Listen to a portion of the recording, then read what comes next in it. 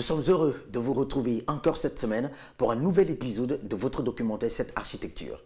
Nous ne cesserons jamais de vous remercier pour votre fidélité et surtout pour votre participation hebdomadaire aux jeux que nous vous proposons à chaque diffusion de votre programme.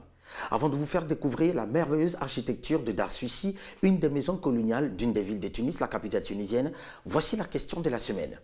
De quelle maison coloniale parle-t-on dans ce documentaire? A. Camp de Gaulle. B. Fedba. C. Dar Suissi. Répondez pendant ou après l'émission en envoyant 7A, suivi de votre réponse au 8877 et peut-être que vous participerez au tirage au sort de cette fin du mois de mai pour remporter un ordinateur portable et de nombreux autres lots surprises. Pour revenir à notre documentaire, sachez qu'à une vingtaine de kilomètres du nord de Tunis, les villes de la Marsa et Carthage se sont développées au début du XXe siècle.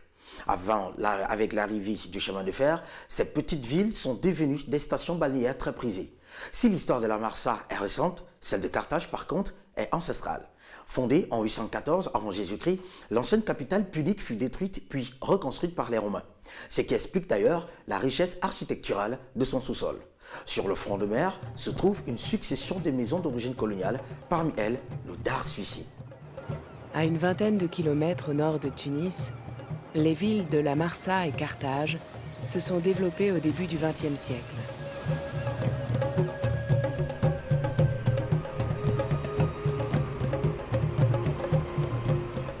Avec l'arrivée du chemin de fer, ces petites villes sont devenues des stations balnéaires très prisées.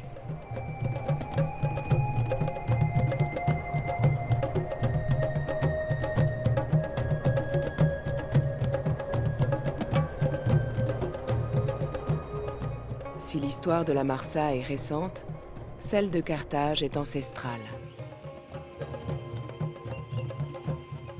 Fondée en 814 avant Jésus-Christ, l'ancienne capitale punique fut détruite puis reconstruite par les Romains, ce qui explique la richesse architecturale de son sous-sol.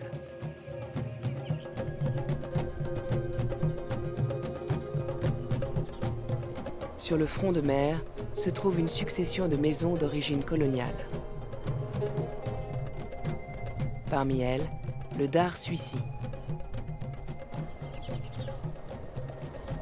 Cette maison, on l'habite depuis à peu près 5 ans. C'est une maison qui a une très grande histoire. Juste devant la porte d'entrée, il y a une Magen David. L'histoire de cette Magen David, c'est l'histoire d'un juif tunisien qui a construit cette maison et qui l'a habitée pendant une dizaine d'années. Ensuite, il l'a vendue à une famille musulmane. Dans cette famille musulmane, il y avait 2 Cheikh l'Islam. Cheikh l'Islam qui sont les autorités religieuses les plus importantes de la République tunisienne. Ces Cheikh l'Islam ont habité cette maison en été, sont passés donc plusieurs fois sur cette Magen David, sans absolument que ça les gêne et sans absolument la toucher. Ce qui prouve que la Tunisie a pu vivre cette période de cohabitation entre plusieurs religions. Et l'explication de tout ça vient qu'on ne touche pas à un symbole du livre quand il se trouve construit ou présenté dans une architecture musulmane.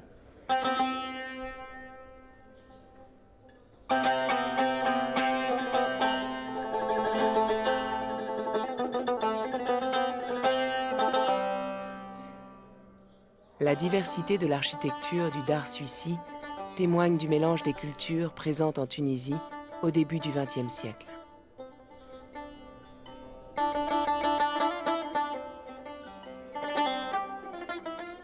L'entrée de cette maison, comme vous voyez, quand on rentre et quand on arrive, on a devant nous cette merveilleuse, plus que fenêtre, un mur de verre, ce qu'on appelle ce verre cathédrale.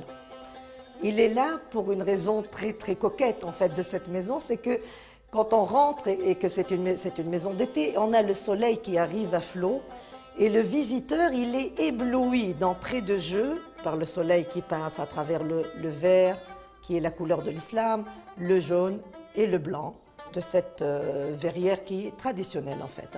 Ensuite, on lui propose un banc sur lequel il s'assied parce qu'il fait chaud. La Marsa, c'est chaud en été. Il a monté tous les escaliers. Il se repose un petit peu, il reprend son souffle. Et il va vers les salons principaux où l'attendent en général les gens de la maison.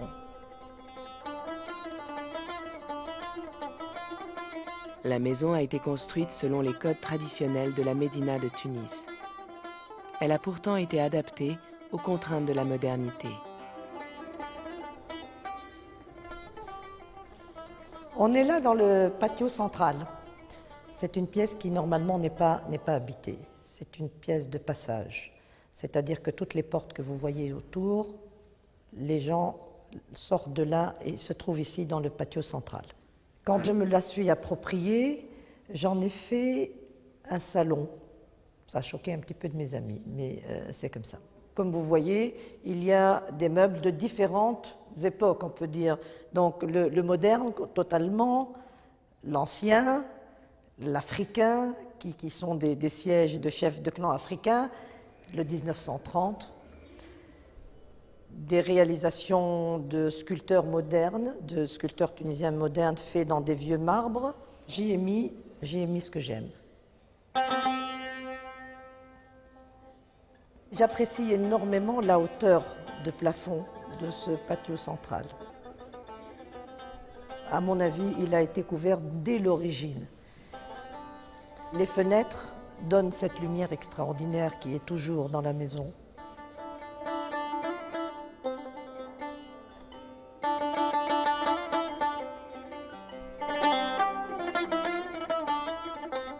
Les différentes pièces de la maison abritent des toiles de maître. Des coups de cœur que Leila Suissi réussit à fondre dans un environnement aux influences éclectiques.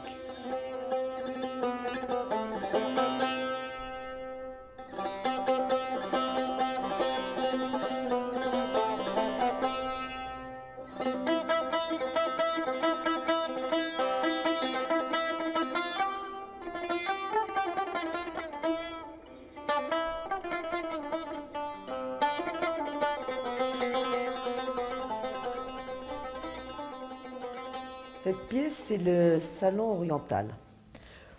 Pourquoi oriental? En fait, il n'y a pas tellement de raisons, sinon son intimité, parce que c'est un petit salon par rapport aux autres salons de cette demeure. Et puis il est oriental à cause de ces meubles qui se trouvent dans cette pièce. Ce sont des meubles qui se trouvent dans tous les salons de toutes les demeures bourgeoises tunisoises. D'ailleurs, celui-là me vient de ma maman. J'aime bien y passer du temps en hiver, parce que quand il fait froid, on est cocooning ici, on est bien. Et puis j'ai Gorgy en face de moi. C'est un peintre assez important dans l'histoire de notre peinture tunisienne. Il a commencé par être un peintre académique, presque orientalisant. Au milieu de sa vie, il est devenu ce qu'on appelle un peintre libre.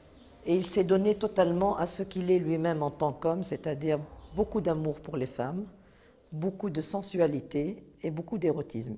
Et il a pu faire passer ça à l'époque où il vivait, parce qu'il aimait vraiment la femme et l'érotisme. Et ça, c'est un peintre très, très, très important pour la Tunisie. C'est vraiment un de nos doyens. C'est celui qui nous a introduits à la peinture. C'est celui qui nous a appris.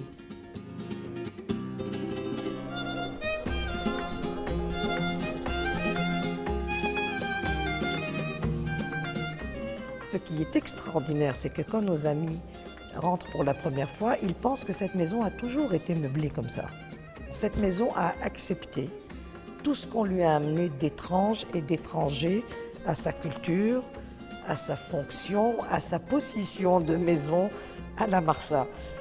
Et elle le vit bien. Et donc, puisqu'elle le vit bien, nous aussi, on vit bien dedans. Et je crois que c'est ce que les gens aiment quand ils viennent ici. Je pense que c'est ce que nos amis aiment quand ils viennent ici.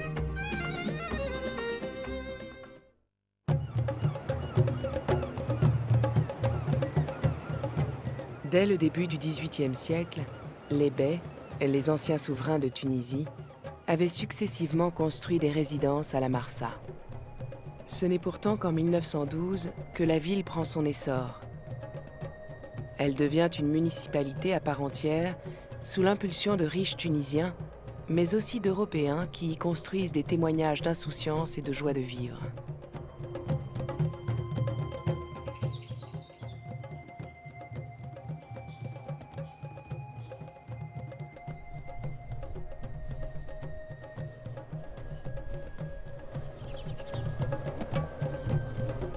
Cette maison s'appelle Maqar al-Raha, qui veut dire le lieu de la détente, le lieu du bonheur, le lieu du laisser-aller. C'est un ancien consul américain en poste au Vietnam qui transforme cette ancienne citerne en maison, ce qui lui donne son architecture carrée si originale. La maison a été construite approximativement fin 19e, début 20e. D'ailleurs, pas de plan d'architecte de cette maison. Et nous avons modifié certaines parties du rez-de-chaussée. Mes parents l'ont acheté en 1968. J'avais 8 ans. Ils l'ont acheté en viager. Son propriétaire, qui lui abusait un peu de la bouteille, donc aimait bien boire, avait des problèmes financiers à la fin de sa vie, n'avait pas d'héritier. C'était la condition, c'était qu'il continue à vivre dans cette maison. Il était très attaché.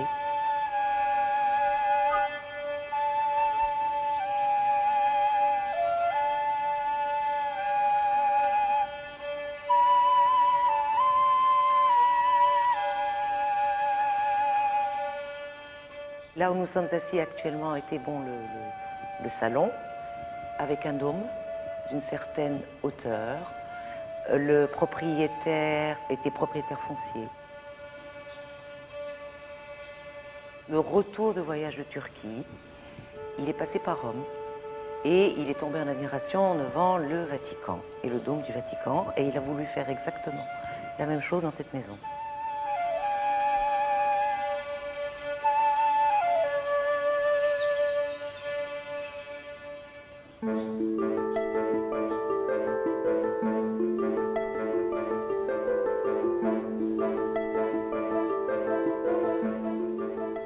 Pour décorer la maison, il fallait trouver une alchimie subtile entre le passé et le présent.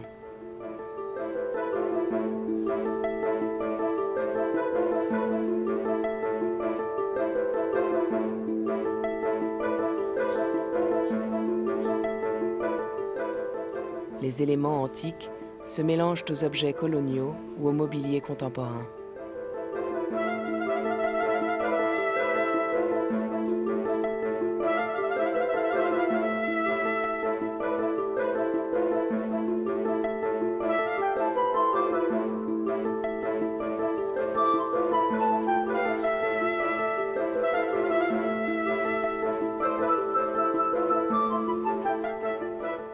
J'aime beaucoup les portes. Elles sont à double niveau et elles permettent en été de fermer le bas des portes, d'ouvrir la partie supérieure pour pouvoir faire la sieste et avoir l'air qui circule et avoir une aération, fraîcheur, tout en préservant notre intimité. Donc ça, c'est très agréable.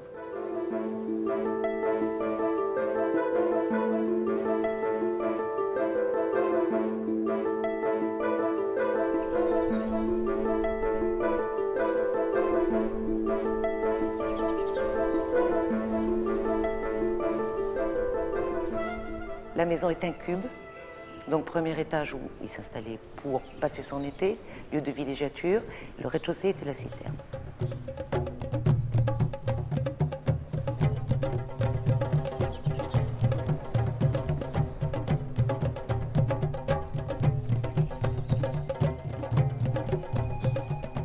Alors quand on entre, il y a une galerie couverte, en fait, qui fait tout le tour de la maison, rez-de-chaussée et premier étage.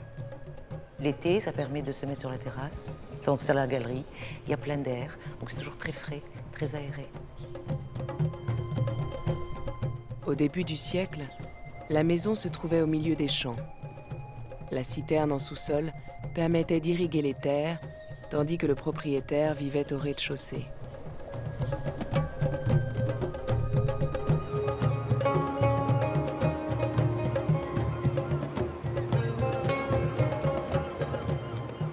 En bord de mer, le cinéaste Ahmed Bénis habite une demeure familiale agréable, caractéristique des maisons de la Marsa.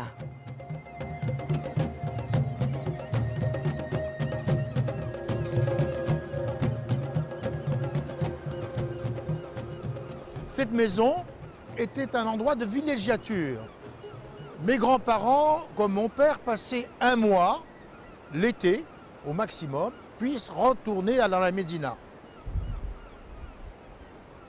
La maison était divisée en deux. Une part le maître de maison, la partie principale, noble, séparée par le patio du gynécée, l'endroit où les femmes et les enfants séjournaient. Nous sommes ici donc depuis 1958 et évidemment nous avons fait des modifications de toutes sortes pour la rendre plus confortable et pour qu'on puisse s'y installer.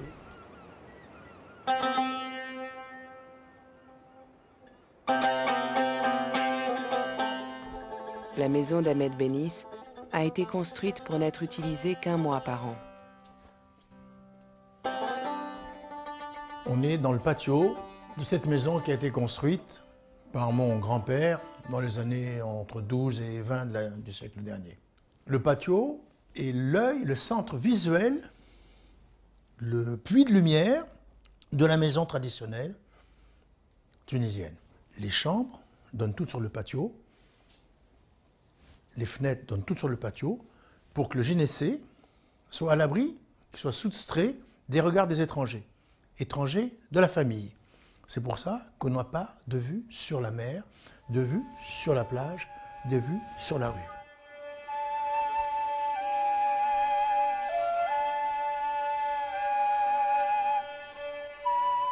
Le maçon qui a édifié la maison a utilisé des matériaux de récupération trouvés dans les ruines d'un palais bellical.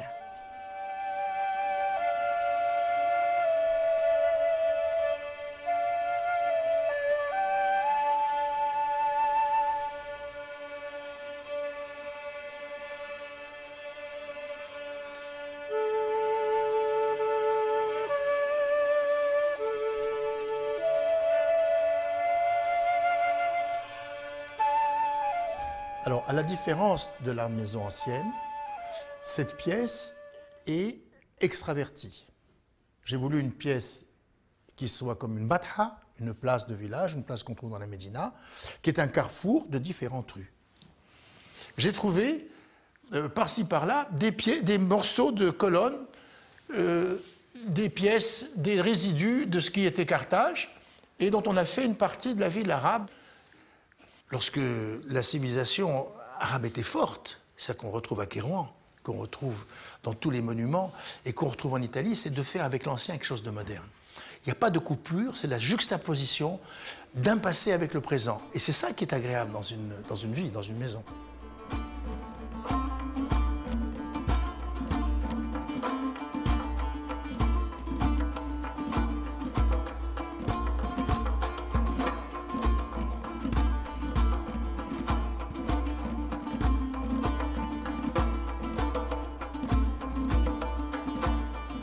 J'ai construit un peu dans le déséquilibre des choses qui restent, qui ont été ruinées par le temps ou ruinées par la mer, de styles différents, d'époques différentes, de temps différents, de ce qui est les chutes de palais arabes qui ont été posées ici sur le dessus des fenêtres, d'éléments byzantins qui ont été rongés, qui sont incrustés, comme projetés sur ces murs. Et tout ça fait que ça me rappelle, on vit dans l'histoire du contemporain et dans l'histoire du passé.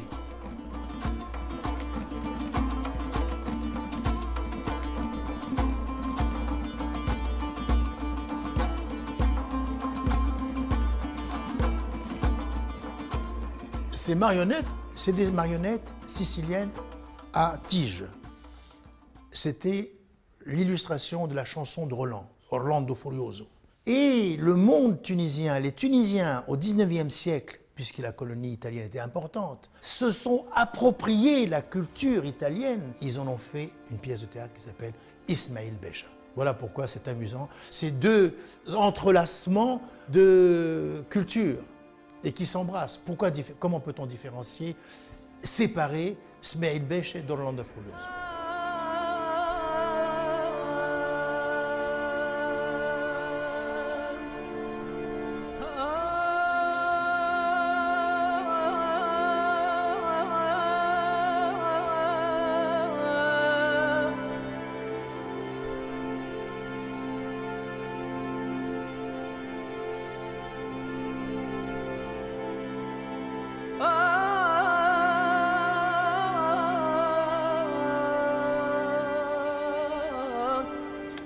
vis encore dans cette maison parce que c'est l'histoire de ma vie. J'y ai vécu avec ma femme, avec mes enfants, donc c'est une part de moi-même.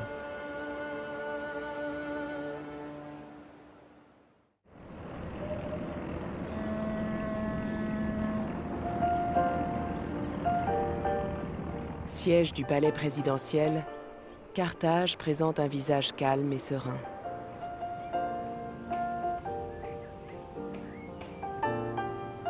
Baptisée Les Hirondelles, la petite maison de la productrice Dora Bouchoucha a été construite dans les années 20.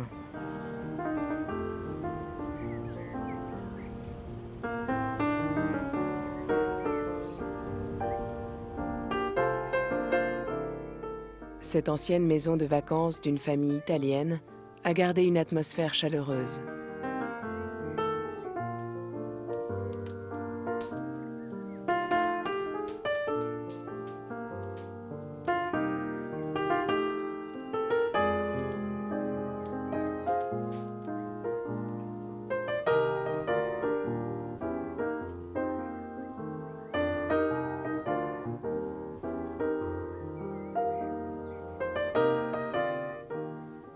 Initialement de plein pied, un étage a été rajouté pour plus de confort et de surface.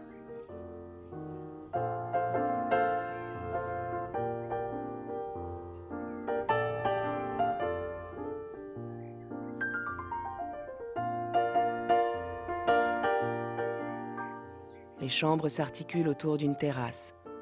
Ainsi, toutes les pièces disposent d'une ouverture lumineuse sur l'extérieur.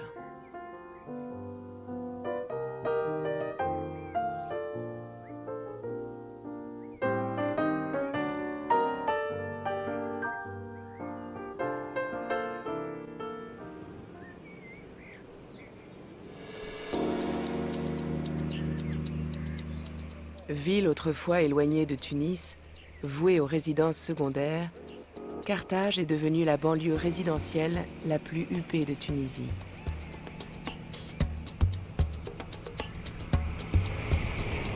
Les architectes Mina et Tarak Ben Miled ont construit leur maison il y a 10 ans. Ils ont dû s'adapter à des contraintes d'espace et de choix esthétiques.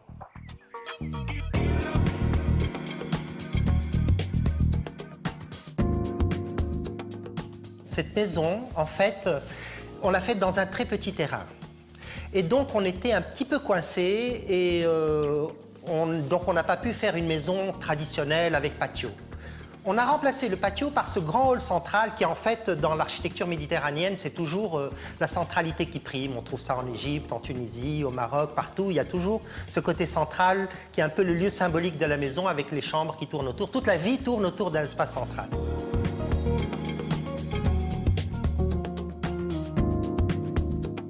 À l'époque, on revenait de Vienne. On a fait des emprunts, disons, à cette architecture viennoise des années 30, de l'architecture de la sécession viennoise. On le voit, par exemple, dans les caissons du plafond, dans ces colonnes en bois, ces damiers, l'ameublement. Bon, ces chaises, c'est des chaises de Hofmann que nous avons achetées, mais la table, elle fait un peu viennois aussi.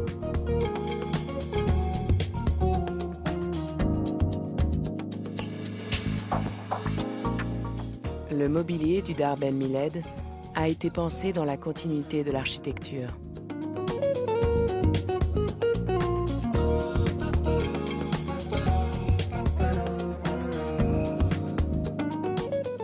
La sobriété de la décoration met en valeur le caractère fort qui émane de la maison.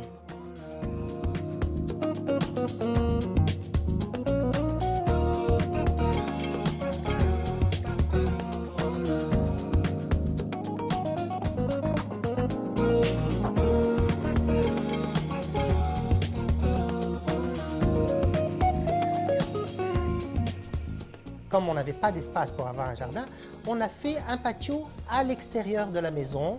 Et dans ce patio, bon, évidemment, entouré de murs, etc., je voulais faire une piscine. Mais je ne voulais pas faire une piscine traditionnelle. Donc j'ai fait un bassin. Comme on trouvait d'ailleurs dans les maisons traditionnelles, il y a un bassin d'irrigation qui est dans le patio.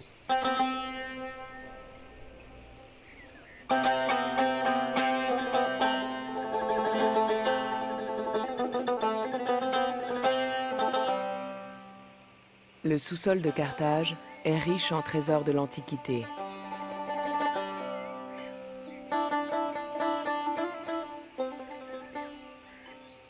Lors de la construction de leur maison, les Ben Miled ont trouvé de nombreuses pièces antiques, comme une stèle funéraire punique, des statues d'origine romaine ou des chapiteaux corinthiens.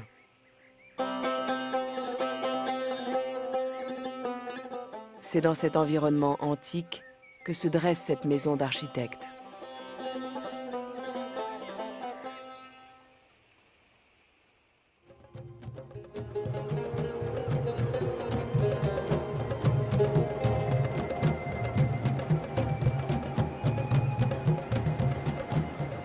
La baie de Tunis se trouve au carrefour de plusieurs civilisations.